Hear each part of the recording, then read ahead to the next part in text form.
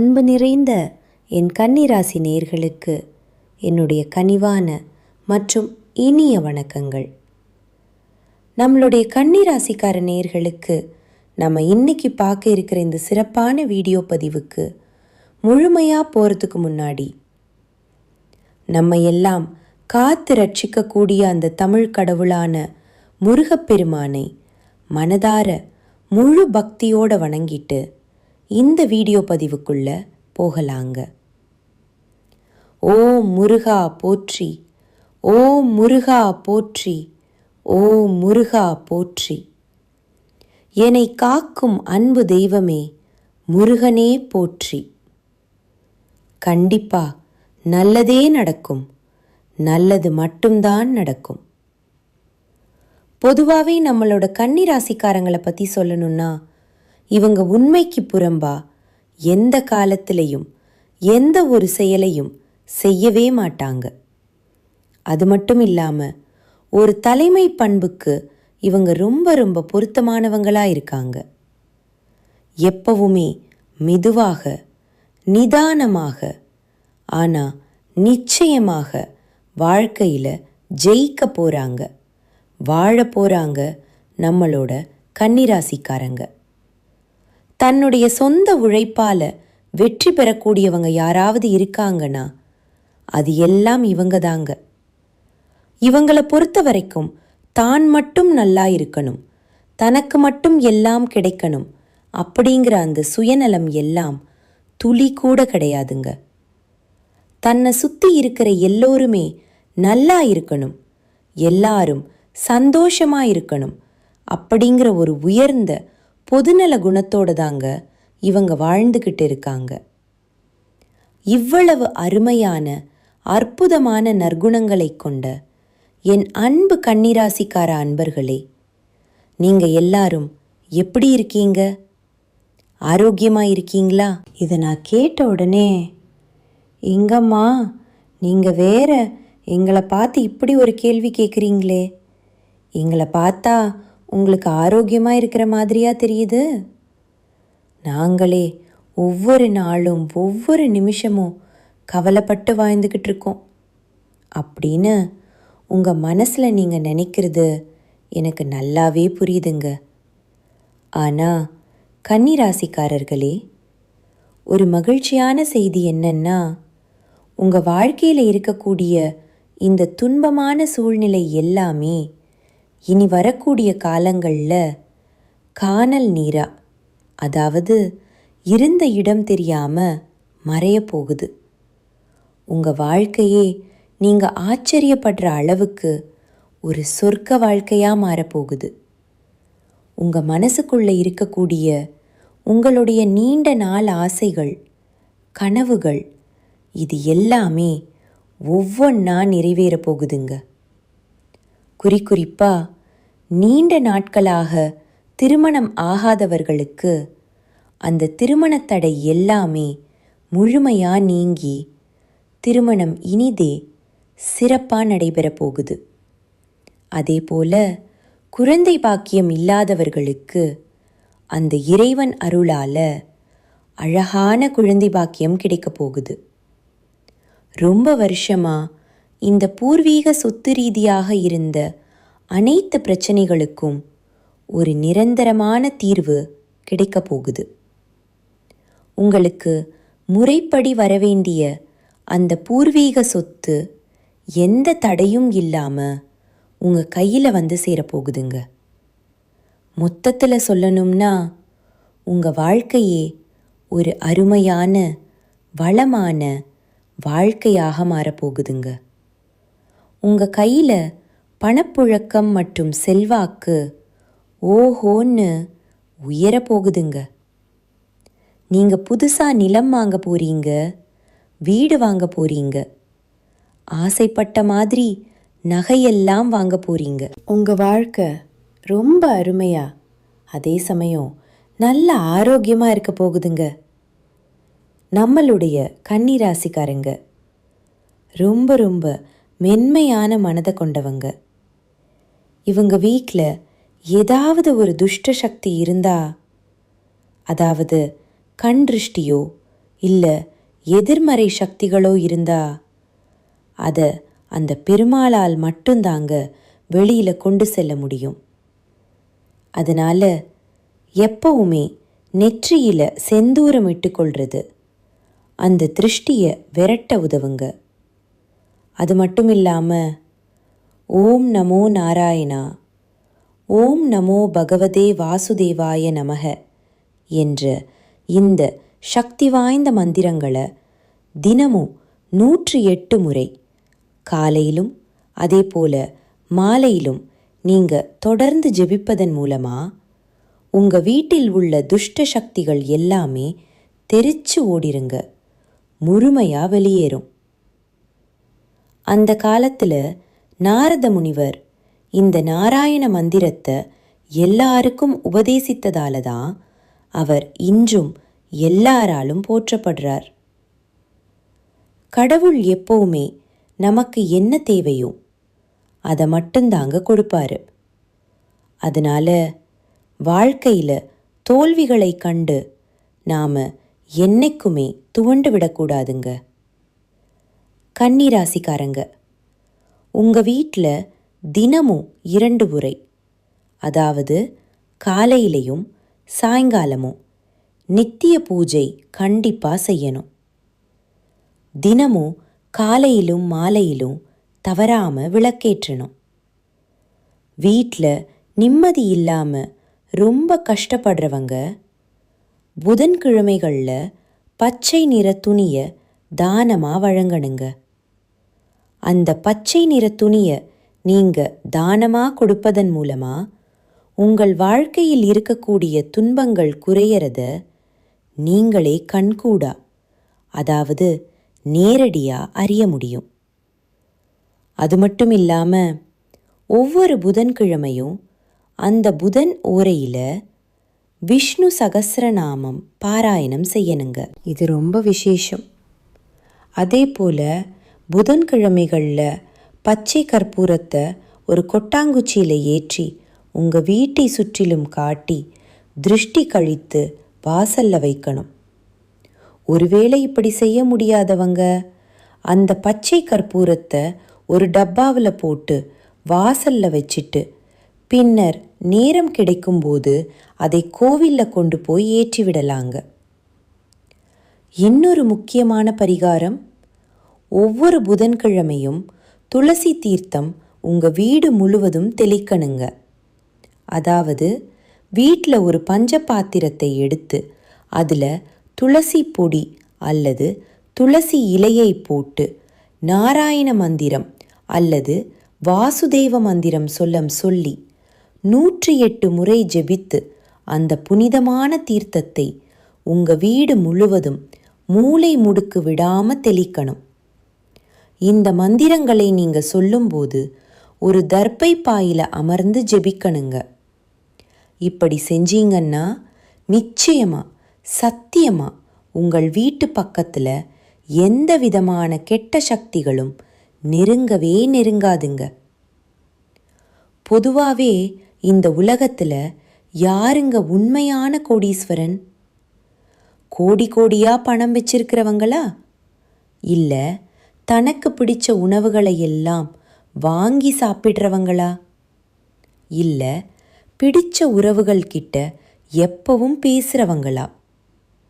இல்லைங்க, இதில் யாருமே உண்மையான கோடீஸ்வரன் கிடையாதுங்க. யார் ஒருத்தவங்க எந்த விதமான நோய் நொடியும் இல்லாமல் மனசில் எந்த விதமான மனக்கவலையும் இல்லாமல் ராத்திரி படுத்தா நிம்மதியாக தூங்குறாங்களோ அவங்க தாங்க இந்த உலகத்திலேயே சிறந்த கோடீஸ்வரன். அப்படிப்பட்ட ஒரு நிம்மதியான சிறந்த கோடீஸ்வரன் ஆகக்கூடிய யோகம் உங்களுக்கு இந்த மாதம் அமைஞ்சிருக்குதுங்க. உங்கள் வாழ்க்கையில் இனி வரக்கூடிய காலங்களில் கவலை, கண்ணீர் அப்படிங்கிற பேச்சுக்கெல்லாம் ஒரு துளி கூட இடம் கிடையாதுங்க. இது நாள் வரைக்கும் உங்களுடைய மனசில் இருந்த அந்த பாரங்கள், மனக்கவலைகள் எல்லாம் இனி வரக்கூடிய காலங்களில் இருந்த இடத்தை அறியாமல் காணாமல் போகுதுங்க. நீங்கள் ரொம்ப ரொம்ப சந்தோஷமான ஒரு ஆரோக்கியமான வாழ்க்கையை இனி வரக்கூடிய காலங்களில் வாழ போகிறீங்க, அனுபவிக்க போகிறீங்க. உங்கள் வாழ்க்கையில் சந்தோஷம் என்னைக்கும் நிலச்சிருக்க போகுதுங்க. சரி, உங்கள் வீட்டில் இருக்கக்கூடிய கெட்ட சக்திகள் முழுசாக நீங்கணும்னா நீங்கள் சில முக்கியமான விஷயங்களை கடைபிடிக்கணுங்க. செவ்வாய்க்கிழமை அன்னைக்கு தவறாமல் முருகனை வழிபாடு செய்யுங்க. தினமும் மாலை நேரத்தில் சுத்தமான நல்லெண்ணெய், அப்படி இல்லைன்னா நெய் ஊற்றி விளக்கு ஏற்றுங்க. ஓம் சரவண பவ என்கிற அந்த மந்திரத்தை தினமும் ஒரு 11 முறை பக்தியோடு சொல்லிக்கிட்டு வாங்க. வாரம் ஒரு முறை பக்கத்தில் இருக்கிற அம்மன் கோயிலுக்கு போய் அந்த அம்மனை மனதார வணங்கிட்டு வாங்க. பிரதோஷ நாட்களில் சிவபெருமானை போய் வணங்கிட்டு வாங்க. செவ்வாய்க்கிழமை அன்னைக்கு அசைவம் சாப்பிட்றத தவிர்ப்பது ரொம்ப ரொம்ப நல்லதுங்க. பெண்களுக்கு குங்கும அர்ச்சனை செய்கிறது ரொம்பவும் நல்லதுங்க. உங்கள் வீட்டில் எப்பவும் வேப்பிலையை வச்சிருங்க. அது ஒரு கவசமாக இருக்கும். நவக்கிரகத்தில் செவ்வாய் பகவானுக்கு வழிபாடு செய்யுங்க. வீட்டில் கண் திருஷ்டி போக ஒரு திருஷ்டி பொம்மையை வாசல்ல தொங்க விட்டுருங்க. செவ்வாய்க்கிழமைகளில் முடிஞ்ச வரைக்கும் சிவப்பு நிற உடை அணிஞ்சுக்கோங்க. நெற்றியில் எப்பவும் குங்குமம், சந்தனம் வச்சுக்கோங்க. உங்களுடைய வலது கையில் ஒரு செம்பு காப்பு போட்டுக்கோங்க. அது உடம்புக்கும் நல்லது. வாரத்துக்கு ஒரு முறை கடுகு, உப்பு வச்சு திருஷ்டி சுற்றி போட்டுக்கோங்க. உங்கள் வீட்டை தினமும் சுத்தமாக பளபளன்னு வச்சுக்கோங்க. வீட்டில் உடைந்த கண்ணாடி, பழைய பொருட்கள் ஏதாவது இருந்தால் தயவு செஞ்சு அதை உடனே அகற்றிருங்க. நீங்கள் வெளியே போகிறதுக்கு முன்னாடி உங்களுடைய இஷ்ட தெய்வத்தை மனசில் நினச்சிட்டு அதுக்கப்புறம் வெளியில் கிளம்புங்க. உறங்குற நேரத்தில் சரியாக உறங்குங்க. காலையில் எழுந்த உடனே வெறும் வயிற்றில் வெந்நீர் குடிங்க. வாரத்துக்கு ஒரு நாளாவது நல்லா எண்ணெய் தேய்த்து தலைக்கு குளிங்க. முக்கியமாக கோபத்தை எப்பவும் கட்டுப்பாடோடு வச்சுக்கோங்க. தேவையில்லாமல் மற்றவங்க கிட்ட பெருமை பேசாமல் இருக்கிறது ரொம்பவும் நல்லதுங்க. எல்லோர்கிட்டையும் உங்கள் குடும்ப ரகசியத்தை பகிரக்கூடாதுங்க. மனம் கலங்கும்போது புலம்பாமல் மௌனமாக இருந்துக்கோங்க. தினமும் குறைஞ்சது ஒரு 5 நிமிஷமாவது தியானம் பண்ணுங்க. தீய வார்த்தைகளை பேசுகிறத தவிர்த்துருங்க. எதிர்மறை எண்ணங்கள் கொண்ட மனிதர்களிடமிருந்து கொஞ்சம் தூரமாகவே இருந்துக்கோங்க. பொறாமை, கோபத்தை எல்லாம் குறைச்சிக்கோங்க. பிறரை மதித்து பேசுங்க. தினமும் நன்றி சொல்லும் பழக்கத்தை வச்சுக்கோங்க. செவ்வாய்க்கிழமை அன்னைக்கு சுண்டல் அல்லது பச்சை பயிரை தானமாக கொடுங்க. ஏழைகளுக்கு முடிஞ்ச வரைக்கும் உணவு வழங்குங்க. பொன்னாங்கண்ணி கீரை, அகத்திக்கீரையை உங்களுடைய உணவில் அடிக்கடி சேர்த்துக்கோங்க. காரம் அதிகமாக சாப்பிடாதீங்க. முடிஞ்ச வரைக்கும் காரத்தை தவிர்த்துக்கோங்க. வாரத்துக்கு ஒரு நாள் பழம் மட்டும் சாப்பிடுங்க, அதாவது விரதம் இருங்க. வெல்லம் கலந்த நீரை தினமும் குடிங்க. சிவப்பு பூவை தானமாக கொடுங்க. வீட்டில் தினமும் விளக்கு முன் ஒரு சின்ன டம்ளரில் நீர் வச்சிருங்க. எலுமிச்சை, மிளகாய் இதெல்லாம் வாரம் ஒரு முறை மாற்றுங்க. இரவு தூங்குறதுக்கு முன்னாடி உங்கள் இஷ்ட தெய்வத்தை நினைத்து பிரார்த்தனை பண்ணிட்டு அப்புறமா தூங்குங்க. சரி, இப்போ செவ்வாய்க்கிழமை மாலை நேரத்தில் நீங்கள் செய்யக்கூடிய ஒரு சிறப்பான பரிகாரம் என்னன்னு பார்க்கலாம். ஒரு எலுமிச்சை பழம், 2 கிராம்பு, ஒரு பச்சை மிளகாய், இதை உங்கள் வீட்டு வாசலில் வச்சு விளக்கு ஏற்றி அந்த முருகனை மனதில் நினைத்து மனமுருகி வேண்டிக்கோங்க. இதை நீங்கள் செஞ்சீங்கன்னா உங்கள் வீட்டில் இருக்கக்கூடிய கெட்ட சக்திகள் எல்லாமே உங்களை விட்டு விலகி போயிடும். உங்களுடைய குடும்பத்தில் இனி நல்லது மட்டும்தான் நடக்கும். உங்கள் வீட்டில் தீய சக்திகள் இருந்தால் அதை விரட்ட நீங்கள் வீட்டில் என்னென்ன புகைப்படங்களை வைக்கலாம் அப்படிங்கிறத பற்றி இப்போது தெளிவாக தெரிஞ்சுக்கலாங்க. முதல்ல காஞ்சி காமாட்சி அம்மம்மன், தீய சக்திகளை அழிக்கக்கூடிய அபாரமான சக்தி இந்த தெய்வத்துக்கு இருக்குது. இவங்க படம் வீட்டில் இருந்தால் வீட்டில் தைரியம், பாதுகாப்பு தரக்கூடியதாக இருக்கும். அடுத்தது காளி மற்றும் பத்ரகாளி. கெட்ட சக்திகள் மற்றும் கண் திருஷ்டியை விலக்க இது உதவுது. பயம் மற்றும் தடைகளை நீக்க இது உதவுது. அடுத்ததா மகாவிஷ்ணு. இவர் மன அமைதி மற்றும் பாதுகாப்பு தரக்கூடிய ஒரு தெய்வம். எதிர்மறை எண்ணங்களை குறைக்கிறதுக்கு இந்த தெய்வம் உங்களுக்கு ஒரு பெரிய பாதுகாப்பாக இருக்கும். அப்புறம் ஆஞ்சநேயர். தீய ஆவிகள் மற்றும் பயம் விலக நம்மளுக்கு எப்பவும் ஆஞ்சநேயர் துணையாயிருப்பார். வீட்டை காக்கக்கூடிய ஒரு காவல் தெய்வமாக இவர் இருப்பார். அடுத்தது பைரவர். இவர் இரவு நேரத்தில் வரக்கூடிய எதிர்மறை சக்திகளை விலக்கக்கூடியவராயிருக்காரு. வீட்டு சுற்றுப்புற பாதுகாப்புக்கு பைரவர் எப்பவும் பாதுகாப்பாக இருப்பார். நரசிம்மர். தீய சக்திகளை முற்றிலும் அழிக்கக்கூடிய மிகப்பெரிய சக்தி இவருக்கு இருக்கு. சக்தி வாய்ந்த பாதுகாப்பு தெய்வமாக இவர் இருக்கார். கடைசியா சாய்பாபா. இவர் மன அமைதியை அளிக்கக்கூடிய தெய்வமாக இருக்கார். தீய எண்ணங்கள், கவலைகளை விலக்க இவர் உங்களுக்கு துணையாக இருப்பாருங்க. வடகிழக்கு மூலையில் நீங்கள் இந்த தெய்வ புகைப்படங்களை தாராளமாக வைக்கலாங்க.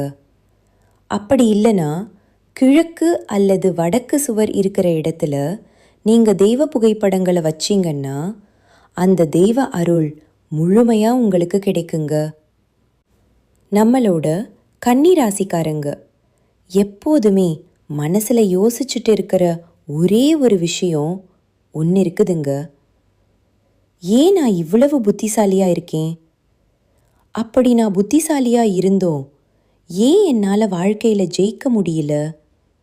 அப்படிங்கிற கேள்வி உங்கள் மனசில் ஓடிக்கிட்டே இருந்திருக்குங்க. அந்த கேள்விக்கான பதிலை யார்கிட்ட கேட்கணுங்கிறது தெரியாமல் நீங்கள் இத்தனை நாளாக முழிச்சிட்டு இருந்திருப்பீங்க. ஆனால் அந்த கேள்விக்கான பதிலை நான் இப்போது உங்களுக்கு சொல்ல போகிறேங்க. வாழ்நாள் முழுவதும் கன்னிராசிக்காரங்க ஏன் கஷ்டப்படுறாங்கன்னு பார்த்தீங்கன்னா, இவங்க கிட்ட புத்திசாலித்தனம் இருந்தும் ஏன் முன்னேறாமல் இருக்காங்க அப்படின்னு பார்த்தீங்கன்னா, இவங்க எந்த ஒரு விஷயமா இருந்தாலும் ரொம்ப அதிகமாக யோசிப்பாங்க, ஓவராக சிந்திப்பாங்க. அது மட்டும் இல்லாமல் யார் என்ன சொன்னாலும் அதை பற்றி தீர விசாரிக்காமல் அவங்க சொல்கிறத பட்டுன்னு நம்பிடுவாங்க. இதுதாங்க இவங்க வாழ்க்கையில் இருக்கக்கூடிய முக்கிய பிரச்சனையே. பண விஷயத்தில் கன்னிராசிக்காரங்களே, நீங்கள் கொஞ்சம் சிக்கனமாக இருக்கணும். சரியான நல்ல திட்டமிடல் இருக்கணும். நீங்கள் நல்லா தான் பணம் சம்பாதிக்கிறீங்க. ஆனால் நீங்கள் எப்படி கஷ்டப்பட்டு பணத்தை சம்பாதிக்கிறீங்களோ அதே மாதிரி பணத்தை தண்ணி மாதிரி செலவு பண்ணிடுறீங்க. கையில் சேமிப்பு இல்லாமல் போனாலே கதை முடிஞ்சு போச்சுங்க.